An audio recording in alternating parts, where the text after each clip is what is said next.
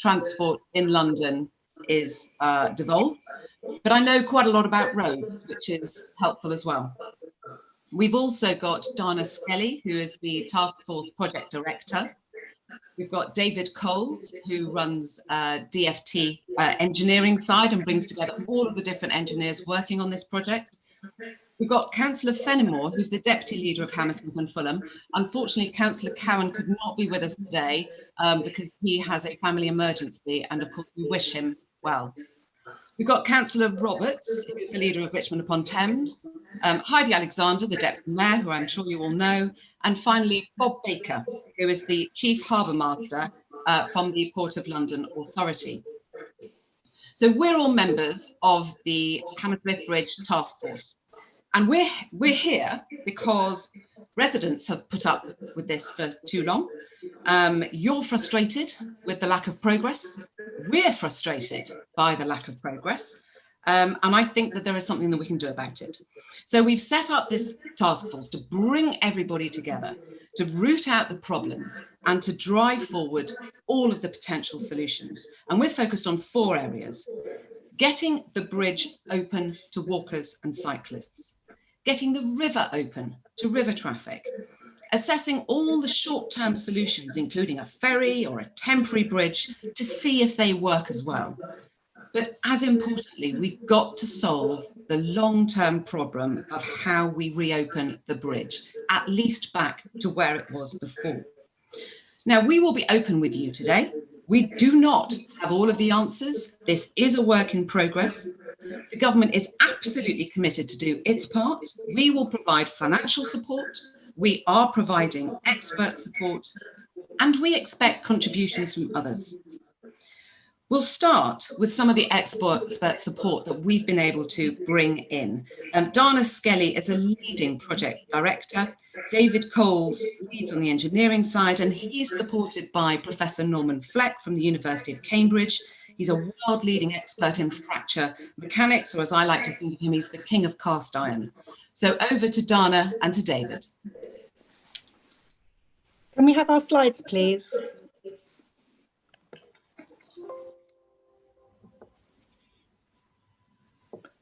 Good evening, everybody.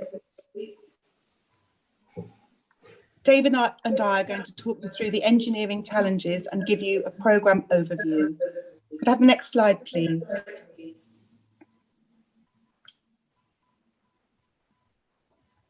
So just to introduce myself, I'm Dana Skelley, and I've cut my teeth, as it were, on a number of London's heritage structures, including Battersea and Westminster. And I just wanted to start by saying what's important about these structures is articulation. They need to move and flex when influences such as temperature and loading are put upon them. And when they can't move and flex, they suffer. And as they can't speak for themselves, engineers have to carry out very detailed work to understand them.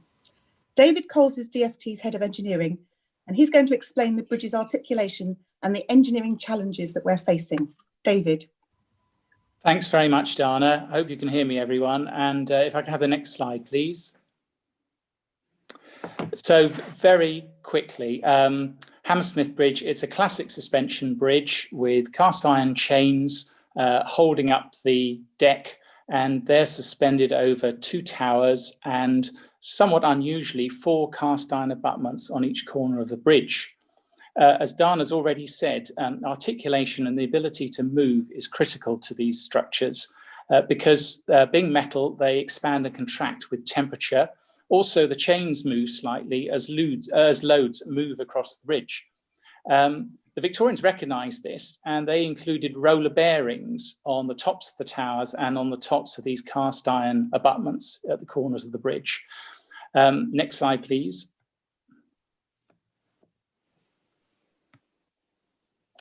However, it's a 137-year-old structure, and over time, we're not quite sure when, but sometime in the past, all of those roller bearings have seized.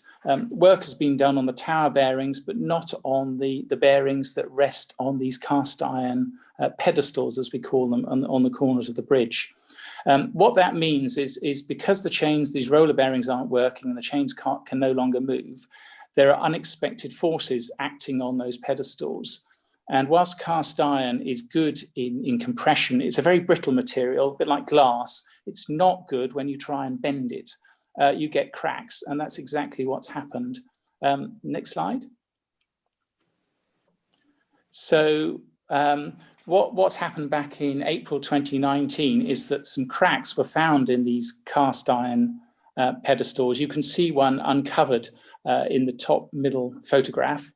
And as a result of finding those cracks, they felt it was necessary, Hammersmith's engineers felt it was quite right and proper and necessary to shut the bridge to all vehicular traffic. Then in August 2020, when we had that very warm spell in London or around the country, some more cracking was discovered in one of the pedestals. And as a result, they felt they had no option but to close the bridge to all traffic, both over it, so pedestrian, cyclists, and already to vehicular traffic, but also to river traffic under the bridge, because one of these cracks had grown. Two of the pedestals have been blast cleaned. That's to take all the paint off so we can make a thorough examination and find any more cracks. Two more has still to be done. So that's the next key exercise but even to get to the pedestals, we have to remove these large cast iron casings that sit either side of them. So those are the next immediate activities. The other thing is to try and control the temperature of these particular structures, because it's clear that it's temperature that is particularly damaging to them. At that point, I will hand back to Dana to talk a bit more about further works. Thank you. Next slide, please. Thank you. So our approach, well, my consideration and that of the task force is the safety of the public first and foremost. TfL's teams have been doing a lot of work already on solutions for the structure, and they've applied practical solutions to solving the known problems. Some have been developed in more detail than others, some are still in concept. But the work done so far shows a very strong business case for repairing the structure, benefit cost ratios in the order of 10 to 1. All further work is subject to funding availability, and a key aim is to optimise the programme and cost. Next slide, please.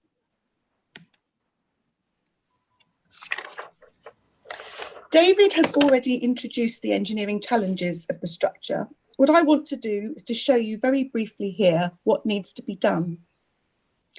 As David has already said, at a high level, first and foremost, we need to deal with the seized bearings that are stopping the movement of the structure. We'll do this by installing temporary support structures and replacing the bearings with temporary ones. Secondly, we need to do the work that will permanently stabilise the bridge. This is mostly associated with the pedestals, but also the strengthening of the towers as well. And finally, to enable traffic and bus loading to be returned, we need to replace the hangars, we need to strengthen components of the chains, and we need to replace the deck and girders. A lot of complex work is required. Next slide, please. Now, work has been going on within the existing envelope of funding. The design work has been completed for stabilisation, and concept design work has been completed for strengthening. As David said, the eastern pedestals have had their casings removed and blast cleaned. The bridge is being constantly monitored with gauges and with acoustic monitoring. And this monitoring is informing complex modelling that's taking place and analysed by engineers including Professor Fleck. There is also a temperature control system being installed, and this work is ongoing. We've also, TfL have also developed and designed a temporary foot and cycle bridge. Next slide, please. So the engineering work that's required. Just to reiterate, and now I can bring in the timescale as well. We know all pedestals have cracked, but we do not know the detailed extents of the cracks in the two western pedestals. It will take 4 months to remove the casings and blast clean prior to doing the investigation. This is costed at £2.3 million, and there is a contractor ready to mobilise when funding becomes available. Next slide, please. Just to show you in a little more detail, the emergency stabilisation work requires the installation of these temporary frames, which will take the load from the pedestals and enable the bearings to be replaced with temporary ones. Now, pedestrians and cyclists could use the bridge at this stage, subject to review of the risk assessment. The overall duration of this work is estimated at 7 months and an estimated cost of £13.9 million. Next slide, please. Sorry, next one after that. After this, the permanent stabilisation must take place. This entails the installation of steel props within the pedestal structure and a concrete infill. Permanent bearings can then be put in place. And this stage of the work also requires strengthening of the towers, including a number of bearings being replaced at the top of the towers. This work is estimated to take 21 months after the temporary works. It needs to flow right on from the temporary works because they are just that, temporary works. Next slide, please. And finally, to bring the bridge to full vehicular and appropriate bus loading, there are a number of measures needed. All of the 172 hangars need replacing, a huge feat in itself. The plates anchoring the hangars need strengthening. The decks and girders require replacement. The chains need strengthening and the paint system has to be replaced. This work is all at concept design stage at the moment and is estimated to take 30 months. So to summarise on the timelines. Next slide, please. This is here where I'm going to introduce the ferry. We've been talking about the bridge itself up till now, but there is the Taskforce have agreed that the, TfL should procure a ferry contract, and it will take 66 working days to start the ferry contract. That's 66 days from release of funding, and the service commencement is targeted for spring, assuming that work can start now. It will take 4 months to understand the condition of all the pedestals. And it is possible, subject to risk assessment, that there could be some controlled opening to pedestrians and cyclists after this work is completed, but by no means certain. It will take 7 months to do the emergency stabilisation works, when the structure could be opened, again subject to risk assessment, to pedestrians and cyclists for a limited period of time, because these are temporary works. And following those temporary works, the permanent stabilisation is required, which will take 21 months when the bridge will be fully opened to pedestrians and cyclists. The further work that will be required to open to previous traffic loading will take 30 months. Thank you. Thank you very much, Dana and David. And I'd just like to reiterate, this is our understanding of exactly where we are now. We are obviously testing all of the potential solutions and indeed looking at others as people develop them and send them into us. But before we go on to questions that we've received from local residents, perhaps we can just ask a few of the panel members to contribute and to tell us what they're thinking about the project and how they see it going forward. In the absence of Councillor Cowan, which I mentioned earlier, I'd like to turn to Councillor Fenimore. Thank you very much, Minister. That's very kind of you. Yes, certainly Steve sends his sincere apologies, but very sadly he's had to go to an emergency family meeting. But he has asked me to read out on his behalf a response that he'd already prepared, ready for this meeting. So if I may, I would like to do that. Councillor Cowan says, firstly, can I say how very sorry we are, and I genuinely mean how very sorry we are, and how acutely aware we are that the disruption is causing such difficulty and sorrow to so many. It's quite clear that it's disrupted children from getting to and from school, families being able to get to and from work. Older people certainly are being affected by extra and additional transport times. And it's quite clear as well that those people who are in need of hospitals or GPs appointments are completely disrupted, and our sincere apologies for that. But I'm sure you will be aware this is not a decision that any of us, including Councillor Cowan, took lightly. But on the 13th of August, as you will be aware, we had to shut the bridge on public safety grounds to pedestrians and cyclists. And I'd just like to make that absolutely clear. The decision was made on the grounds of public safety. So this came about because after 2014, when the current administration took over in Hammersmith and Fulham, we commissioned a comprehensive structural integrity review. And it was the first one in the bridge's history. And you will see, obviously, from what Dana has just shared, the complex nature of that particular bridge and what the challenges are. They were found during that review. So we found decades of unchecked corrosion that have seized up in vital parts of the suspension mechanism, and I won't go into that because I think Dan has done a very good, clear picture of what the struggles are. TfL and Hammersmith and Fulham Council have employed world-leading engineers, as you will be aware, to diagnose what's wrong with the bridge, and have come forward with detailed plans to make it safe and fit for purpose. This work was completed long before the full bridge closure. 2 applications to the Department of Transport and 1 to MHCLG, following the call for shovel-ready projects, have been submitted. All have been rejected, or there's been no response. The Taskforce has now carried out an extensive review of our detailed planning programme, and at the last Taskforce meeting, Dana Skelley said our plans demonstrated a strong and sound business case, and the works just need to be unlocked. We're really grateful for Dana's input. It's been extremely helpful, and has confirmed that our view that the project plans are in place are appropriate.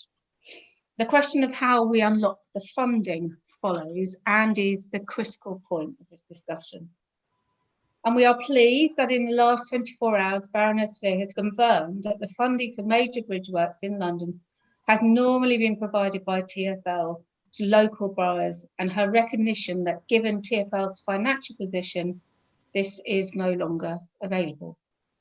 The full cost of the strengthening and the stabilisation is up to 141 million, including 46 million to make it safe for pedestrians, cyclists, and river traffic within 9 months. It is estimated that 27 million for a temporary walking and cycling bridge.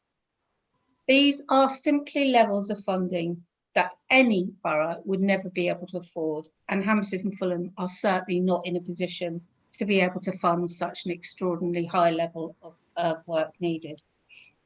So over the last 10 years, our revenue budget has been cut by government from 184 million to 121 million, and we are facing a 19 million shortfall this year from what was promised by the government to fund COVID costs. Nevertheless, since 2014, we've spent 5 million on the works, and we are currently spending around 2.7 million monitoring the bridge and protecting public safety. We've done this because, given the threat to public safety, it is absolutely the right thing to do. Hammersmith Fulham is a local council working for its residents, it is not a transport authority. Hammersmith Bridge is a national strategic transport asset. Just because TfL is now effectively bankrupt by COVID does not mean we can suddenly pick up the bill for the major works. H&F will not end its commitment to adult social care, free school meals, street enforcement, and affordable housing to pay for the bridge repairs that should be funded by the Capital's Transport Authority or the Department of Transport. And it would be wrong of us to make our local residents pay. Over the last few weeks, we've heard from ministers and many times from mayoral candidates that the government will foot the bill. But we still are awaiting those details of what is being promised, while dealing with the utterly false claims that somehow we have not submitted detailed business case plans. This is not true. Regardless, we are totally committed to reaching a speedy agreement on the project. We absolutely appreciate that a solution cannot come quickly enough for all residents. Thank you. Thank you, Councillor Fenneman, I was hoping for very short contributions up front, just to give us a thought about the project rather than, because we'll be coming on to funding, but you've made your points on funding, so perhaps you'll be done at that point. I'm turning over to Councillor Roberts from Richmond upon Thames. Thank you, Minister. Firstly, I'd like to kick off with something you don't often get from politicians, and that's an apology. This has gone on for far too long, and I'm offering an apology from myself, not on behalf of the task force, as it is not my place to apologise on behalf of the task force. But there has been a perception which has been allowed to be created that too little has been done, and there's been too little communication with you about what we are doing behind the scenes. And that's why I'm very pleased that we've been able to host this meeting this evening using the Richmond upon Thames Zoom accounts, and I'm very grateful to my communications team for making this happen tonight. Needs to be made clear that Richmond doesn't own the bridge, nor do we have a responsibility for maintaining the bridge or indeed financing the maintenance of the bridge. But we do have a responsibility to our residents, and there are plenty of them on this call this evening. I want to make sure that we can get through the really urgent stuff as quickly as possible, and that is providing the temporary crossings, whether it's a ferry or ideally the temporary cycling and road bridge, because if we can get those things sorted out, then we can take, not take our time, not be leisurely regarding the main structure, but we can at least start getting people across the bridge quickly and safely, and that is the key priority. So I'm hoping we're going to hear a lot this evening regarding timescales, particularly on the issue of the ferry and, of course, the temporary cycling bridge. When we've got a better picture on that, then we'll be able to keep talking, because I think that is what a lot of the frustration has been caused by, is a lack of communication. One thing which I do need to share with you this evening is that, unfortunately, although I'm leader of the council, I'm still a ward councillor, and there is a planning issue which has come up for a planning committee consideration this evening. So I'm going to be dipping out of the call for no more than 5 to 10 minutes, if that. If I'm called upon. We may have got through all of this by then. And my deputy and lead on transport, who knows far more about these sort of things than I ever could, Councillor Alex Amon, will step in. He will be my understudy, performing the role of Councillor Roberts this evening, should that be necessary. So I'm as interested to hear about financing and timing as you are. And thank you, Minister. Thank you very much, Councillor Roberts. Heidi from GLA. Thank you, Minister. Just to introduce myself, for people who don't know me, my name's Heidi Alexander, and I'm the Deputy Mayor for Transport in London.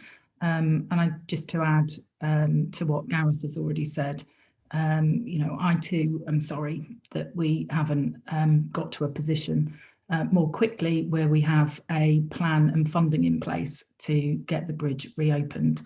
On behalf of the Mayor of London, I would like to say that we do understand how absolutely critical this bridge is to communities on both sides of the river. Hammersmith and Fulham own the bridge, but Transport for London does have a responsibility, I think, to help find the solution, given the key route that this provides in southwest London. Since the bridge first closed to vehicle traffic back in April of last year, we have worked very collaboratively with Hammersmith Council and with Richmond to try and find a solution. We have spent over £16 million of TfL's money on some of the investigative work that you have seen pictures of earlier, and in pulling together a lot of the work that informed Dana's presentation when she worked through the slides. It's actually my view that about a year ago, we reached some very similar conclusions to what Dana outlined to you this evening. We can talk later about the various funding bids that TfL have submitted to government over the course of that last year. Clearly, COVID hit in March, which has devastated TfL's finances. And so any contribution that may have been in place to come from TfL, we're in some very ongoing and intense discussions with government at the moment about TfL's wider financial position. But we want to do all that we can because we recognise that we have expertise in TfL in order to get this bridge back open. We have had 6 meetings of the task force now, and I'm grateful to Charlotte for chairing those. Back in the first task force meeting, I made it very clear that my view is that we have to urgently find a way of funding the initial phase of stabilisation works so that we can get the bridge reopened to people who need to walk and cycle across it, and for vessels that need to go under it on the river. The only situation, in my view, where you wouldn't get that first phase of works done that Dana said she estimates about £13 million is if you were going to demolish Hammersmith Bridge. And nobody is talking about demolishing that bridge, but because it's in effect crumbling under its own weight, you need to stabilise it in order to, allow vessels underneath it. So I think that's the key thing that we really, really need to get resolved. And all the panelists on this call will tell you that at every single task force meeting since the first one that took place 6 weeks ago, I have made this point, because I think this is an amount of money that, whilst it's a large amount of money, 13, 14, 15 million pounds, in the grand scheme of getting this bridge reopened to motor traffic, this is a necessary first step. And I think we will have collectively failed you as the residents of South West and West London, if by this time next year people aren't walking and cycling back over that bridge again. And so that's my priority, and I'm happy to say more later in the evening about what I hope that TfL will be able to contribute to making that happen. Thank you very much, Heidi, much appreciated, and some early insight on the funding issue there. So can I finally turn to Bob Baker, who's here for the river users? Yes, good evening, and thank you, Minister. I think I'll be very brief about this. I mean, my role in the Port of London Authority is to oversee the safety of navigation on the river, and that's for all river users, from rowers right through to recreational users, business users, and deep sea shipping further down the river. Whereas I think most people on this call this evening will be focused on getting over the bridge, my focus is getting under the bridge and getting vessels and traffic moving. And it's just putting that awareness there that there are a lot of businesses and a lot of recreational users that use the Thames on a daily basis. People with houseboats, people with boats that need to go to dry docks and boat yards for servicing, primarily trying to get upriver from where the Hammersmith Bridge is, and to get the bridge back open for them is obviously our critical interest. But highlighting what has already been said this evening, our main concern is safety. We're responsible for safety on the river, so we'll only be allowing that sort of operation if we have got the right assurances that the bridge is at an acceptable safety level. The only other point I wanted to make, there'll be a lot of talk this evening about a temporary bridge and a ferry, which we will work with the various organisations to assist and expedite. But I would point out again, we also need to have the bridge stabilised. It's no good putting a temporary bridge up or a ferry across if the existing bridge is not stabilised and we still can't get river traffic under it. So that's also a main focus for us. I think that's all I've got to say, Minister. Thank you. Thank you very much, Bob. That's really helpful. But now we're going to come on to a few topics. I mean, at the start of each topic, we've got a resident question either read out by me or by the resident. Rest assured, we had 600 questions and I literally read every single one of them. I know that they came across from all across South West London, and all we've done is just to try and boost us by starting it off with one question from one resident. So we're going to come on to the topic of timeline, and this is really important. For those of you who had your calculators out earlier and Dana was talking through the timeline, we are looking at 6.5 years until the bridge is open to vehicles again. When I started on the task force, I had no idea that that was going to be the case. And I absolutely think that we have to think about the timeline alongside all of the other considerations, because not having it open for vehicular traffic for 6.5 years is a significant consideration. However, within that timeline, there are, of course, lots of other timelines which we've been talking about how we can more quickly get cyclists and walkers getting across the bridge. So can I ask Christina from Richmond if she is able to unmute, whether she can ask her question?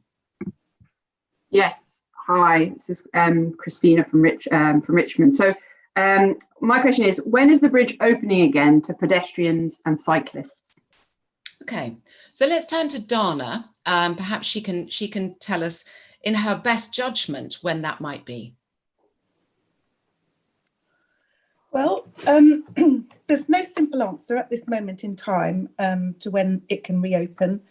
The current case for safe operation as assessed by the bridge owners is fully supported. So currently the full closure is fully supported. And as you already heard, a fully completed assessment of the understanding of the crack propagation of 2 of the 4 pedestals is not yet concluded. Yes, it's being assisted by colleagues, but that is not yet concluded and will take 4 months to carry out.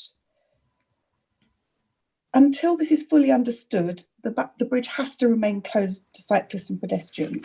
But as knowledge improves, we could get a change in the risk assessment and maybe enable a partial and very controlled, and by that I mean, for example, when there's certain temperatures at certain times of the day, could potentially be open to pedestrians and cyclists after we've got full knowledge and understanding of the condition of the 4 pedestals, but this remains unknown. The stabilisation work that everybody keeps referring to, and the first stage of that, which is the temporary works phase, is going to take 7 months. And after that 7 months, the bridge can be open to pedestrians and cyclists. Thanks very much, Donna. That's really, really helpful. So I think it gives you some idea of the time frame. It is absolutely not certain. It gives us our longest idea, which is the bit when we've done the emergency stabilisation, we've lifted the bearings off the pedestals. But prior to that, and when I started the task force 6 weeks ago, I was very hopeful that our risk assessments of the current structure of the bridge would allow pedestrians and cyclists far sooner than that. But now that we've got the experts in and they have been doing the work, it seems slightly less likely. But again, I'm telling you what we think now. This is not a line, this is not for certain. We are absolutely continuing that work, and it's in everybody's interest to get it open as soon as possible. So does anyone else from the core team on the task want to come in on the timing in particular? Is any particular issue? Otherwise, I'm going to move on to funding. Actually, Charlotte, could I just say, of course, when TfL made a submission to the Department for Transport, to your department, back in February of this year, for, I think it was at that point in time, £140 million worth of funding, that did include a timeline about how long the overall works to the bridge would actually take place, would potentially take. And so I know you said you were very surprised when you started this task force, but those were documents that were sent to the DFT in around February of this year. Yeah. Thanks very much. And we'll come on to, what needs to be sent to DFT in order for us to fund it. Well, should we come on to it next, actually? Why not? So moving next, we are going to funding. So this is an absolutely critical issue. We've had lots of questions about it. And I think we've got, we were going to have Ashish from Richmond was going to ask a question, but is unable to be with us. So I'm going to read out the question. It would appear that there is a funding issue with the repair of Hammersmith Bridge, which is preventing the bridge from being repaired and reopened. Is this correct? And if so, why doesn't the government not step in to bridge, pun not intended, to fill that gap? Well, look, thank you for your question. And this is one of the absolute key issues in all of this, isn't it? It's like the funding. And so I will go first. And I apologise, I'm going to take you back to basics, okay? The government owns major roads, motorways, massive A roads, and it owns the railways. That's it. That's what we own. All other bridges, underpasses, roads are local assets, and they're owned by local authorities. This is in London, Luton, Loughborough, wherever you are, they are owned by the local authorities. Improvements and maintenance are the responsibility, the legal responsibility of the owner of the asset, and so the local authority. But particularly for improvements, the government sometimes helps financially. I do this as my day job. Pretty much every single week, I'm funding a road somewhere in the country where people want improvements. But in every single case that I have ever funded in my time as roads minister, the local authority, the local area makes a contribution. So as the Roads Minister, when I get a piece of paper asking me for money, what do I look at? I look at how much is needed. I look at what the money will be spent on and what contribution will come from local funds. And if all of those three stack up, they're all equally important, then we can absolutely consider it for funding. Because we've got to remember, this isn't money from Richmond taxpayers. It's not money from London taxpayers. It's money from taxpayers all across the country. And it has to be fair for them. And what the money is being spent on has to be reasonable. And so when Heidi says, you know, she sent, and I'm not going to get an argy-bargy with Heidi, because we do generally get on quite well, actually, even though we're on different sides of the divide. So when Heidi sends me a request for funding, it is not a case where I just, oh yeah, off you go, here you go. I have to have my officials look at everything and say, from the perspective of the UK taxpayer, does everything within this stack up? Can it be procured for the funding that they have put in the paper? To date, I've never had that. Do I hope to get that? Absolutely. Is the task force completely working to that? Yes, we are. So the situation for Hammersmith Bridge is the same today as it was 6 weeks ago or 6 years ago. The bridge is owned by Hammersmith and Fulham. Hammersmith and Fulham is legally responsible for maintaining it.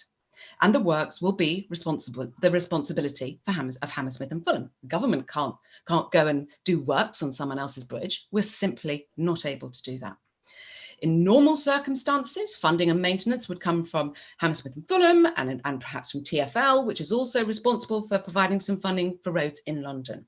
For example, Albert Bridge had a bit of a works done, bit of a facelift in 2018, 25% from Kensington and Chelsea Council, 75% from TfL. You'll note the government was not involved. But I agree with probably everyone on this call. Hammersmith Bridge, this case, is exceptional. And so the government in this case does have a role to play. And we are absolutely willing to step up and play that role. So we will provide funding and we will provide the support that we are already providing. I hope you've seen that from David and Dana and so many other people, to get the package tested, get the package put together so that, to be frank, I can go to the Chancellor and say, this is what we got. This is why we need it.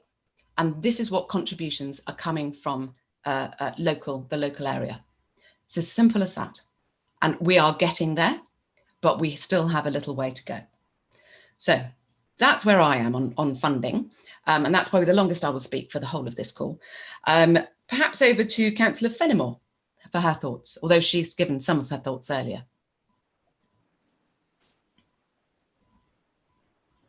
Perhaps in her absence, we'll go to Heidi, and perhaps Councillor Fenimore will be with us shortly. Heidi, any thoughts? Well, for sure. And look, Charlotte, I agree with you that the way that we get this problem is resolved is working on a non-party political basis, doing what is right for the people of South West London. And you will know that we did submit 2 applications for funding. I'm happy, to provide details to people about what those funding applications were. I didn't refuse either of them, did I? Well, we didn't get any response. We didn't get any response to either. And we also submitted a £38 million bid to the Ministry of Housing, Communities and Local Government in the summer of this year, when the government put out a call for shovel-ready projects for £38 million, which would have enabled us to do the stabilisation works that Dana referred to earlier, and that funding application was refused. Now, look, I don't think that people on this call want to hear us going back over the last year. They want us to talk about what the solution is going forward. And I welcome the comments that you have made in task force meetings about government committing to a proportion of the funding to get this bridge back open. And I really welcome that. And I agree with you that this is an exceptional state of affairs.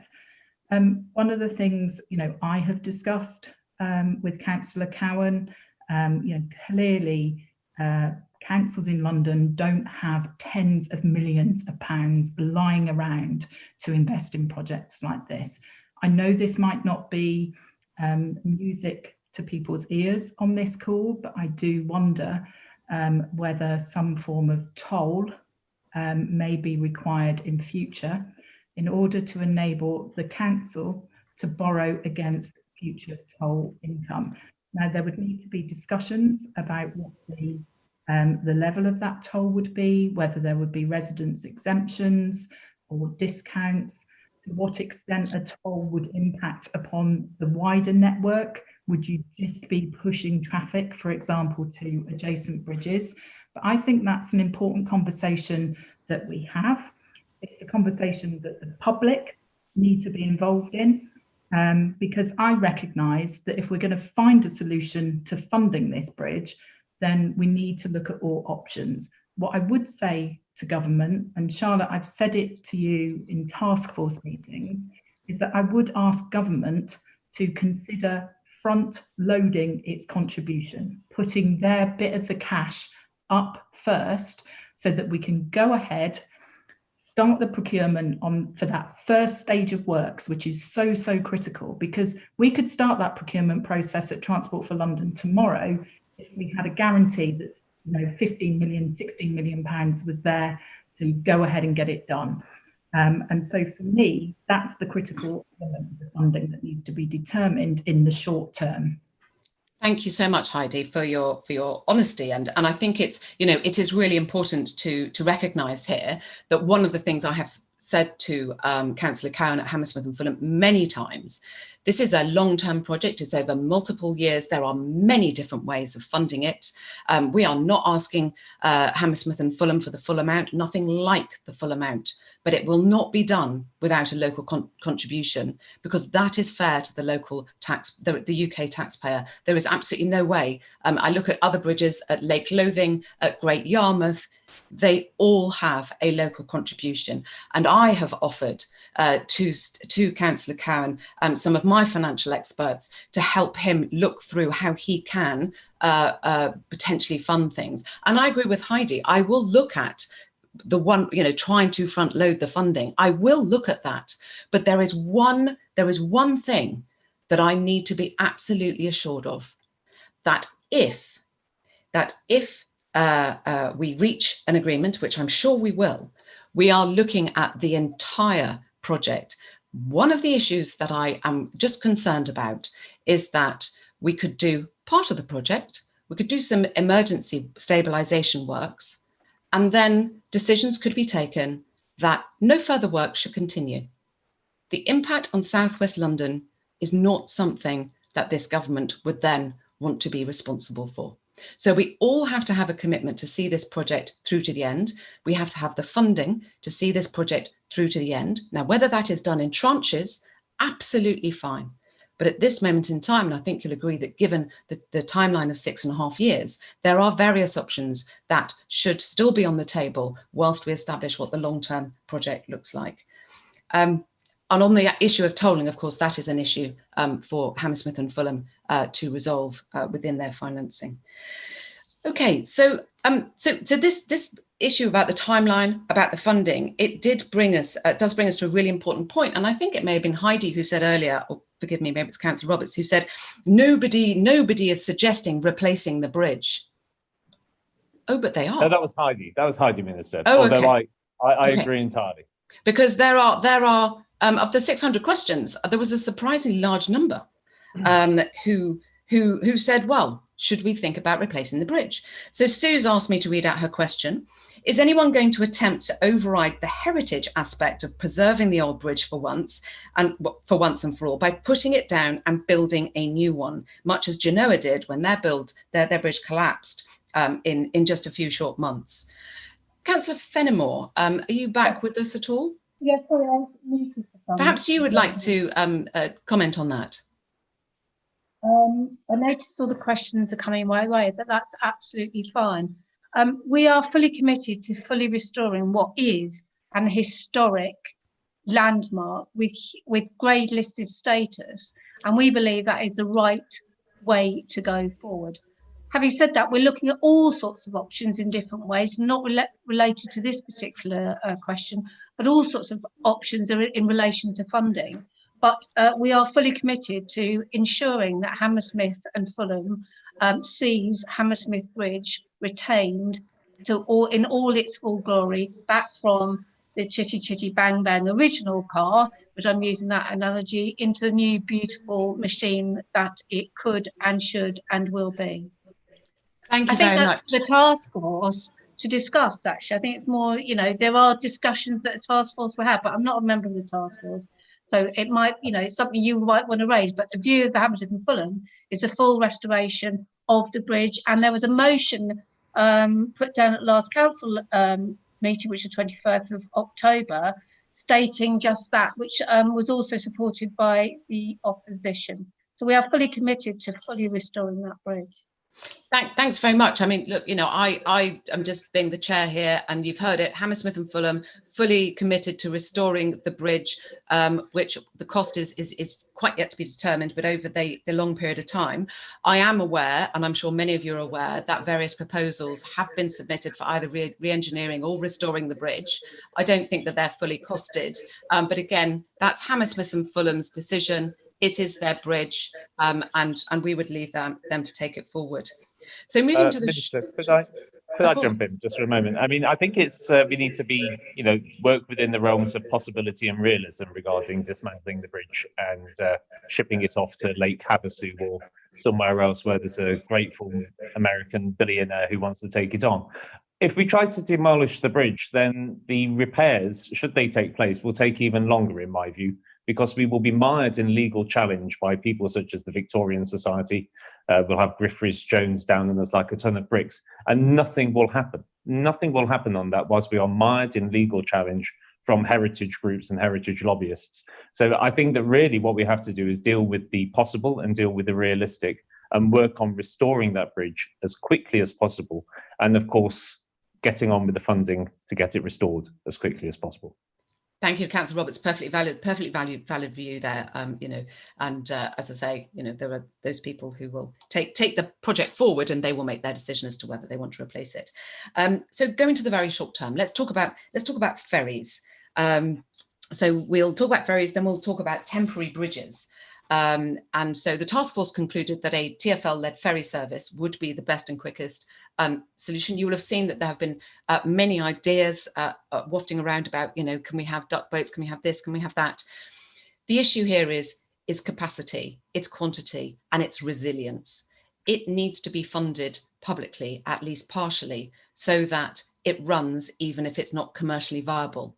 So we absolutely need it to work alongside the bridge.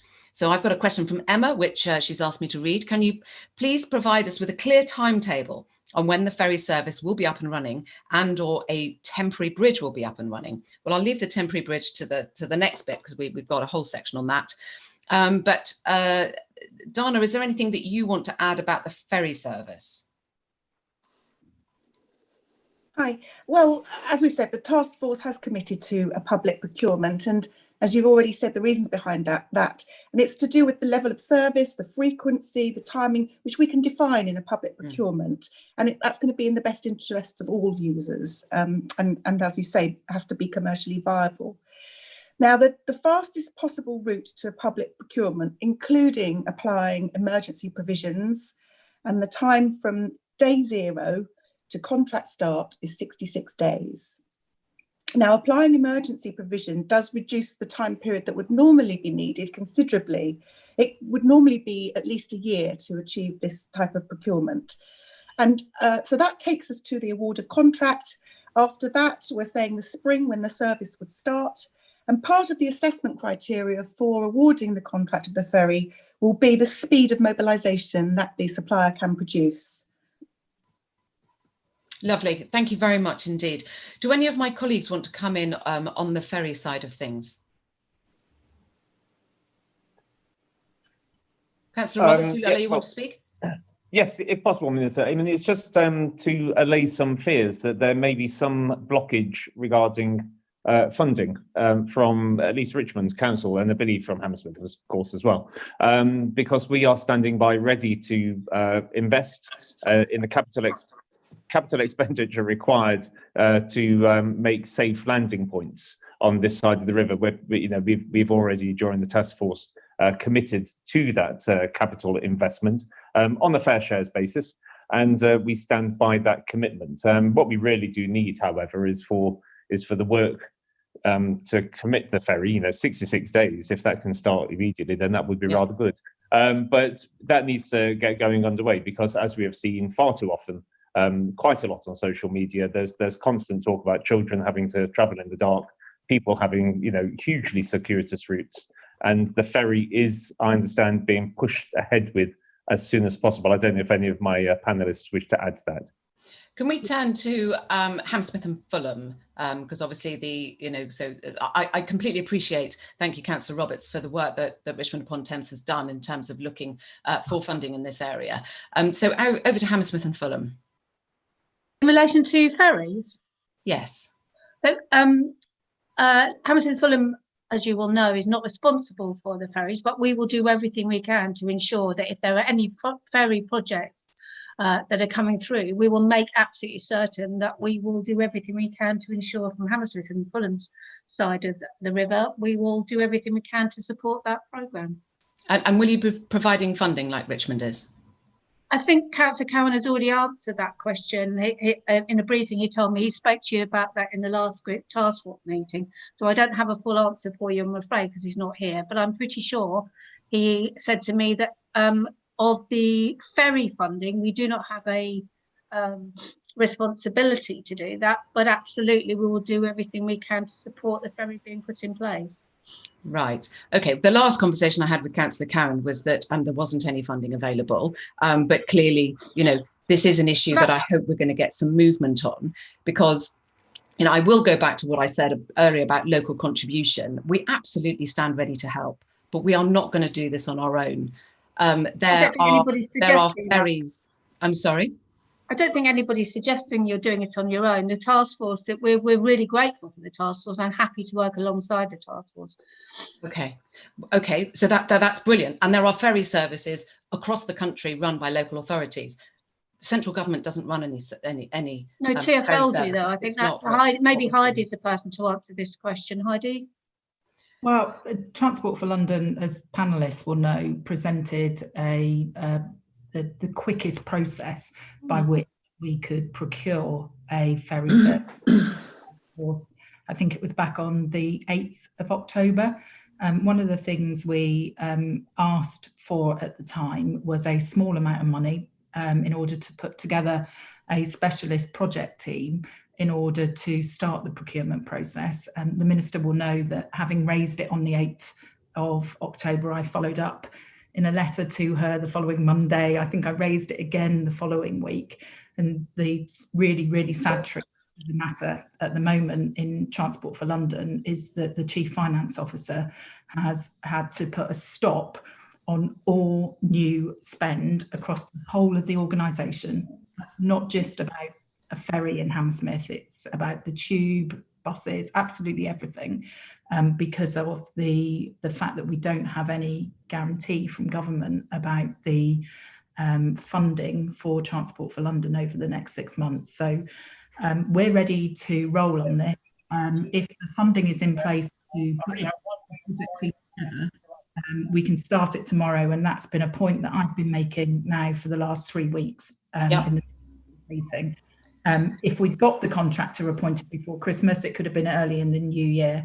Now it's not going to be possible, I don't think, to get the contractor appointed before Christmas. And as Dana says, there's a mobilisation period. So every day that goes by where we don't have that funding agreed is another day when the ferry is delayed. And I'm really, really sorry about that. And I am doing absolutely everything I can to try and get a resolution to this. Well, certainly, you know, I am working very hard on a package which might be able to break the deadlock. I mean, obviously, you know, there are many, many other factors going on here, which it does include the TfL funding package, which, as everyone will know, is carrying on at the moment. And I'm grateful to Richmond upon Thames for the work that they're doing. I do think that we need to see some movement from Hammersmith and Fulham. I'm going to be honest with you. I think what we're saying is that we are already spending vast amounts of money on the bridge. I explained it in the previous meeting, and I think that's something that we've made perfectly clear in relation to Ferry. We're more than willing to look at all the options around ferries, how we can support you. But I think that's a question that you might want to bring up again at the task force. I think Councillor Cam made it perfectly clear what his view was on. I think it was, forgive me because I'm from a briefing. I think the understanding was it was 100k, is that correct? And that was going to be supplied through the government? No, there are many amounts of money that we need over a period of time, as you'll probably be aware. Some of which, for example, Councillor Roberts is talking about being able to invest in the piers. I would have thought, you know, a pier each, one for Hammersmith and Fulham, one for Richmond upon Thames. I don't know. There's something that has to be done here. I'm sure we'll get to a reasonable conclusion somehow. Yeah, as the owners of the bridge, we're currently spending a vast amount of money, 2.7 million, etc., on making sure and supporting the bridge in its fragile state as it is. So you can appreciate, in terms of funding, there is a huge amount of difficulty in relation to our budgets, as I've explained, and how Council has explained going forward. Yeah, thank you very much. And I have offered our financial support on that, in terms of getting our people to help you look through your accounts, perhaps look at what your reserves look like, look at some of your loans to other local authorities, all those sorts of things. We're very happy to work with you on those as we go forward, because it is not going to be a situation that Hammersmith and Fulham is not going to contribute. Okay, thank you. Okay, brilliant. So that was where we are with ferries. I really do think we are going to get there. We are not talking vast amounts of money, and to be honest, if we've got a problem here, we've got a problem all the way down the track, and I do not want to have that problem. So on temporary bridges, I know that residents are very interested in temporary bridges, a footbridge. Some people have suggested a motor bridge, which perhaps comes more into focus as we think about the longer time frame for the full reconstruction of the bridge. Can I now ask Nicholas from Fulham, who wants to ask a question? Hello, thank you very much. Can you hear me? Yes, we can. As the chair of the Moor Park Residents Association in Fulham, we're of course very sympathetic to Barnes and Hammersmith residents who need to cross frequently. However, for Fulham, and I know other parts of West and South West London, the knock-on traffic impacts from the bridge's closure is horrendous. Journey times have doubled or tripled. There's gridlock, air pollution, and heightened tension on our streets, with drivers understandably frustrated. Will the task force please consider a temporary road bridge as part of the emergency measures? Thank you very much. Can I first turn to Councillor Fenimore, and perhaps then a comment from Heidi, and perhaps then Dana might be able to explain about why a temporary footbridge may or may not be needed, and also her initial thoughts on a temporary road bridge. So Councillor Fenimore. Forgive me if I may, Minister, I think that was a question to the chair of the task force, not Hammersmith and Fulham. I'm sorry. So you don't want to answer the question? It was actually as the chair of Moor Park Residents Association. But anyway, would you like to answer the question or not? Yeah. It's up to you. No, I'm perfectly happy to answer the question, but I think it said, will the task force, and as chair of the task force, I'm wondering whether that question should be a question for you to answer rather than Hammersmith and Fulham. Fine, of course. Well, I'm very happy to answer it. But as the chair of the task force, I'm not owner of the bridge, and therefore I'm not putting together the project. Sorry, would you like me to answer it or not?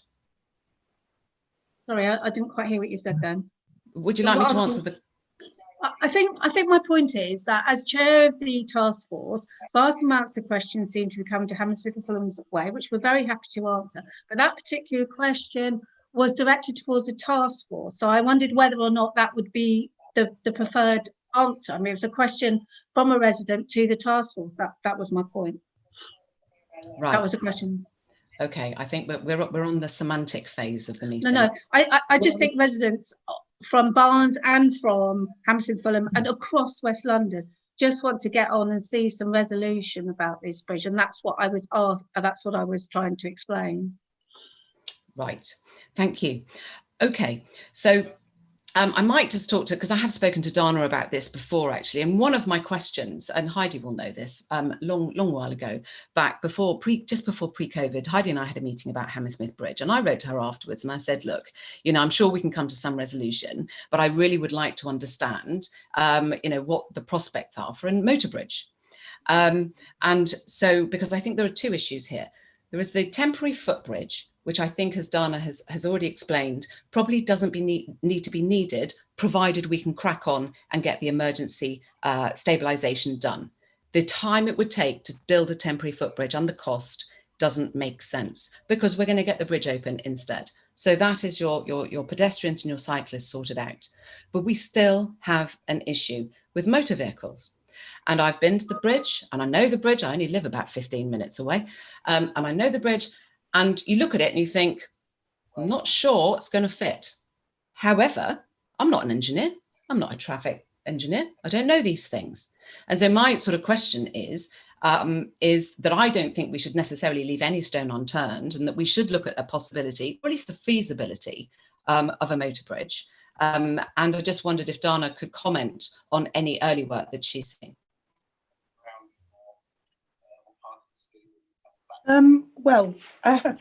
There's feasibility and there's feasibility. This is going to sound not intended to sound unhelpful, but often solutions are put forward, and we've had many proposals that have come to me, the Taskforce. I'm sure all of you on the Taskforce too, and many of the proposals are technically feasible, i.e. they physically can be built if you are in somewhere else in another country or in another place, or without the space constraints that you've got or the Port of London Authority requirements that you've got. And so far, from the early work that I've seen, I can't see an easy and feasible way that a road bridge can be fitted in there, as you say. Now, if we want to invest another £500,000 in doing a feasibility study at this stage for a new road bridge, I'm not sure that's best investment for the funding that we're all challenged by achieving. So at this stage in time, there are many ideas that are put forward. As far as I'm concerned, none of them have proven proper feasibility. Thank you very much. And we'll come on to congestion and public transport later. We can talk about maybe if we can't have a motor bridge, what else can we do for the local area to improve congestion? So taking a slightly different tack. Sorry, Councillor Roberts, you want to come in? Yeah. Yes, if I may. I mean, I think it's another one of those issues where, again, we would find ourselves so mired in legal challenge that it would simply not be worth the candle going forward. We would have the residents whose homes would have new streams of traffic being forced past them. We would almost certainly have an enormous amount of fun and games with Extinction Rebellion, who may decide to occupy the site of the build if there's going to be a new motor bridge being set up across the Thames. I think, again, we have to deal with what is realistic. And I have to say that this is not a new idea, the idea of a new motor bridge across that stretch of the river. Indeed, we had a lot of talk about it in November and December of last year, when apparently the funding was secured. And since then, nothing has been done on it. So I think that really what we need to do is try to be as honest as we possibly can with residents. And, I think that really what we just heard from Dana is a very good answer, that, we could spend a lot of time chasing rainbows, but it won't get people across that river. If there's £500,000 going spare, I'd rather that we set up 5 new task forces who are going to set up the very urgent ferry crossing, which we've been hearing so much about earlier. No more task forces, please. Let's get this one to its conclusion, and then we can just get the project underway and be done with it. Right, so let's take a slightly different tack now and to talk about river traffic. A question from Jeremy from Kensington and Chelsea, if he can unmute and go ahead. Thank you. I would like to ask the task force about the regulations on vessels going under the bridge. As a resident of a houseboat moored by Battersea Bridge, most of the dry docks and tugs on the Thames are situated to the west of Hammersmith Bridge. Are vessel movements completely banned or allowed under special circumstances, i.e. emergency repairs, rather than scheduled dry docking? Thank you very much, Jeremy. I'll ask Bob Baker from the Port of London Authority to comment, and then perhaps to Councillor Fenimore from Hammersmith and Fulham, who has responsibility for allowing vessels under the bridge as they see fit. So to Mr. Baker first. Thank you, Minister. To answer the question simply and quickly, initially when we were informed by Hammersmith about the concerns over the bridge, we put a closure for all river traffic moving under the bridge, and that was in place from day one. But what we've been doing since that, we have been working with Hammersmith Council to organise and arrange controlled meetings, passages of vessels under the bridge. So we've had at least two now, possibly three passages of vessels under the bridge. We did one in the early days when there was vessels that were all initially trapped by the closure. So we got those all under, and we've just done one over this weekend as well, where we've got more vessels under the bridge to get them to where they want to go. Because you're perfectly right, Jeremy. The dry docks are all upriver, and a lot of the boats need to get up there to get their maintenance done. So yeah, we are having controlled passages, and obviously we have been having allowances to get emergency vessels under there, the RNLI, the police launches and the likes of, to get under the bridge if they have to go and attend emergencies or so forth. And what we're doing at the moment, we're continuing to work with the council to see if we can get more of these controlled river transits. It's not going to be a free-for-all. It's not going to be suddenly flung open to everyone at this moment in time. But where we are getting to now, and we were working on the risk assessment today, is to have a number of controlled movements over the ensuing weeks, where we can get vessels under the bridge on a needs basis if they've got to get to dry docks or fuel deliveries, etc. The one overriding caveat that will come with those movements is that they can always be cancelled at the last minute if the bridge engineers get any alarms going off, giving any warning about the integrity of the bridge. There is always a possibility of these planned movements being cancelled at short notice. But I say we are making progress on that risk assessment, and hopefully we can move forward and get more vessels under the bridge over the ensuing weeks. Thanks very much, Bob. Councillor Fenimore, do you have any thoughts on this one? I do, thank you very much. I totally understand there is a huge amount of concern, certainly around houseboats, but also for the RNLI, etc., etc. We are doing everything we can to ensure that there are controlled points at which people can travel under the bridge, and I'm pleased to see that happen. But you will, of course, appreciate that every single aspect of that has to be cleared and has to be confirmed for safety reasons through the CCSO, which is a continuing case for safe operation.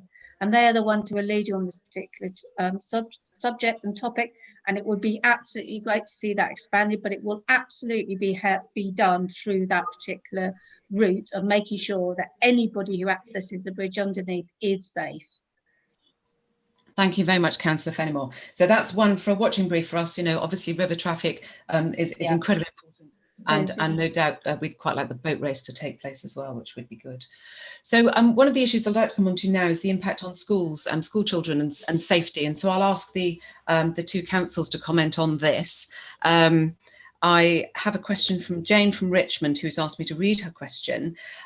Will the bridge be reopened in November, as has been reported? Well, I think we've probably covered that bit, but I think the crux is, if not, will the safety of school children and others needing to cross the river be addressed immediately to get them through the dark winter months? So I think the question is really, what can we do to help those school children get to school safely? Councillor Fenimore, because I see that Councillor Roberts is on mute and he might need to be unmuted.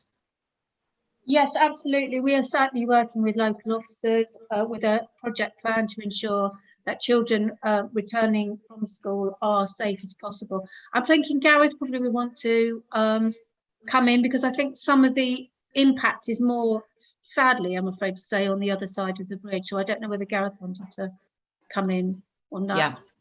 Thank you, Councillor Fenimore. And I think that's just a really interesting observation there, that more of the impact is on the south side of the river. Yeah. And this is one of the problems that the whole project faces, is that the impact is not the same as the responsibility. This is not about party politics. I'm going to be honest. Absolutely. If Hammersmith and Fulham was Conservative run, I would be saying exactly the same to them. Absolutely agree. Yeah, I totally agree. Okay, so Councillor Roberts, I do recognise that you have a number of residents whose school children, whose kids are really impacted, and I hope you'll be able to do something. Yes, of course. Thank you, Minister. Well, as people, well, hopefully already be aware, we have committed a sizable investment into the towpaths along the Thames. We are looking to do remedial works to make good the surfaces.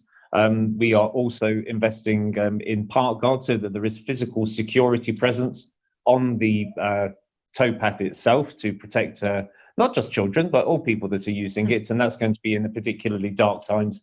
And that's going to be guaranteed until the clocks go forward again, or until a temporary crossing is available, whichever is sooner.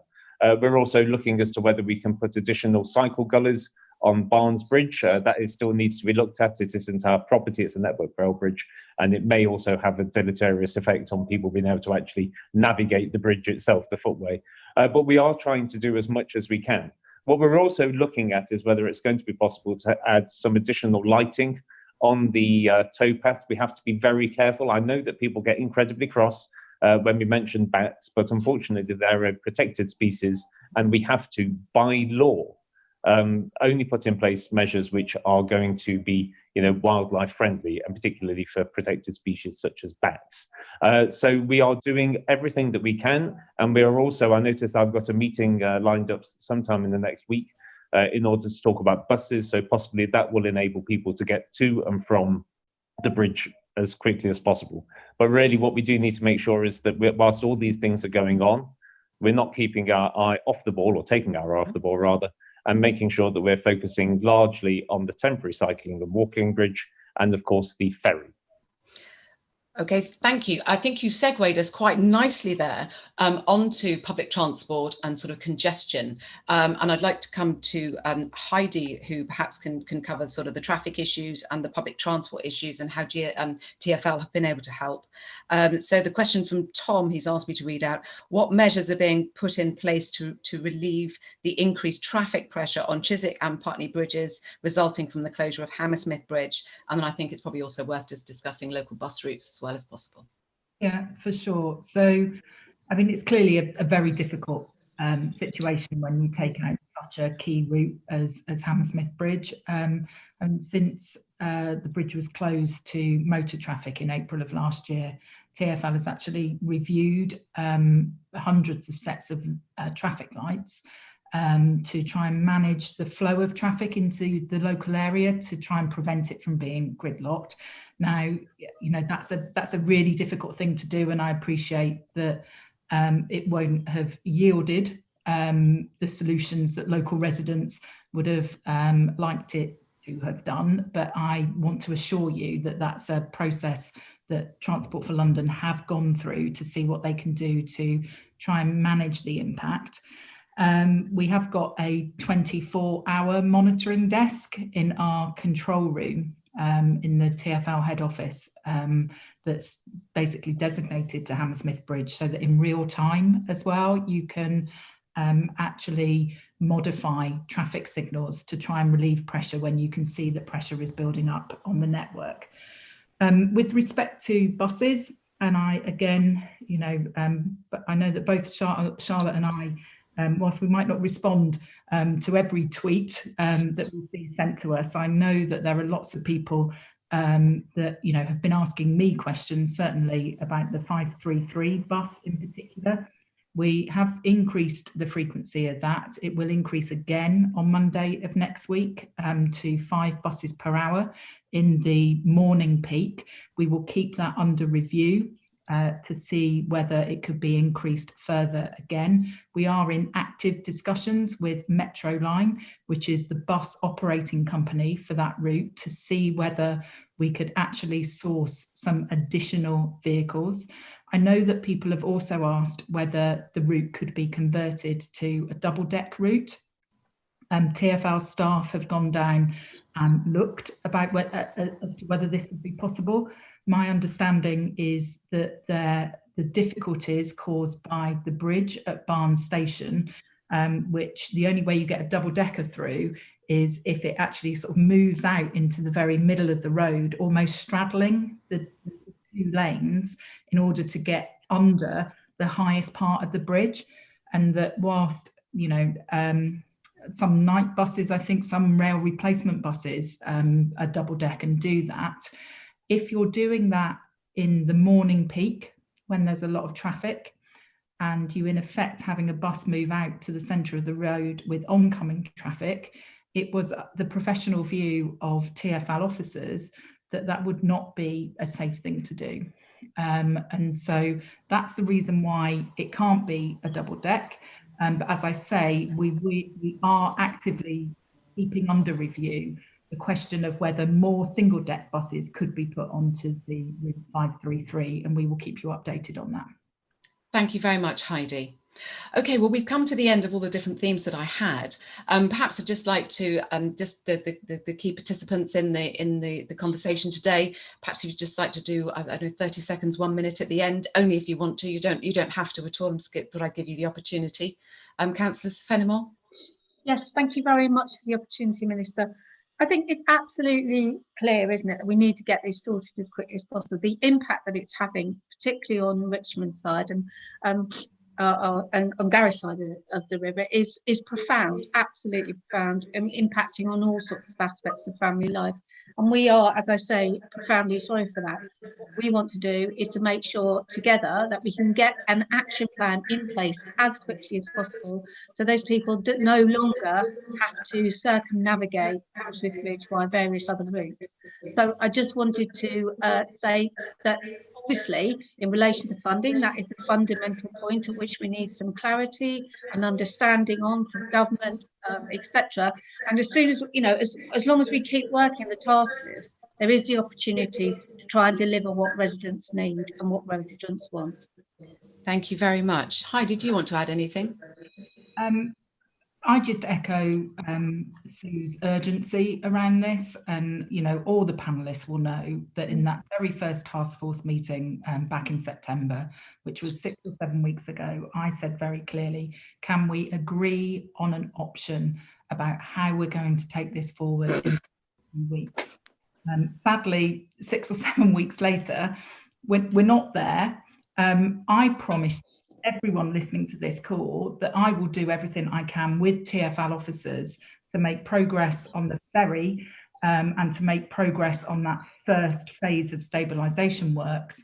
I am hamstrung at the moment because of the funding situation. As soon as the funding is unlocked, and it would be great if government commit to putting the funding in up front for that first phase of work, I will make sure that we get the Transport for London officers and get on with the procurement process, that we can set the contract so that the first phase of stabilisation can be done, so that people can be walking and cycling over that bridge within the next 12 months. And for me, that's the most important thing that the task force can do.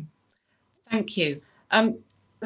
Councillor Ehrman from Richmond Park, do you want to take over from Councillor Roberts? 30 seconds, no more. Thank you. All I'd say is I hear, like Councillor Roberts and others have communicated, the clear and profound disruption that the closure has caused, but people's sorrow, political, representative sorrow, has to translate into meaningful action. And so I would say, Richmond Council have cooperated. We have come up with resources that frankly we didn't have to try and make things move. It's important for all the stakeholders that are part of this at various different political hues to kind of cut through that politics and deliver. We will be judged by whether we deliver within the next few months. And my view on behalf of Richmond Borough is that we must achieve that. Look, thank you very much. We've covered a lot of ground this evening, and probably we've missed out a few things, but there are going to be Q&As on gov.uk. I'm sure that all of the people on the call will respond in other ways, and you'll understand. But I'm also fairly sure that you can find us on Twitter. And as Heidi says, you know, us politicians, we do actually look at our Twitter feeds, and we love all of your messages, supportive or otherwise, because certainly I do read them. It puts a rod in my back, it puts a fire in my belly, and I absolutely want to fix this as much as you do. All of the panelists, I think, share exactly the same goal: get the bridge back to where it was as soon as we can. And so I reiterate that the government does stand ready to fund this project. No ifs, no buts. The issue is we fund it alongside local contributions and on the basis of a robust project plan. My team have been helping enormously by pulling together all of the work done by some fantastic engineers. We're nearly there, but then it is up to Hammersmith and Fulham to put that project plan together and bid for the funding. Because unfortunately, they own the bridge, and we will fund Hammersmith and Fulham. Hammersmith and Fulham can then choose to work with TfL or whoever. But that is the situation that we are in. And I cannot change that. I'm not legally able to change that. But I absolutely commit to you that the government is completely and utterly ready to fund this entire project, subject to local contributions, as we would anywhere else in the country. Thank you all very much for coming. And no doubt there will be more from the task force just as soon as we have it. Thank you very much. Thanks, everyone. Thank you.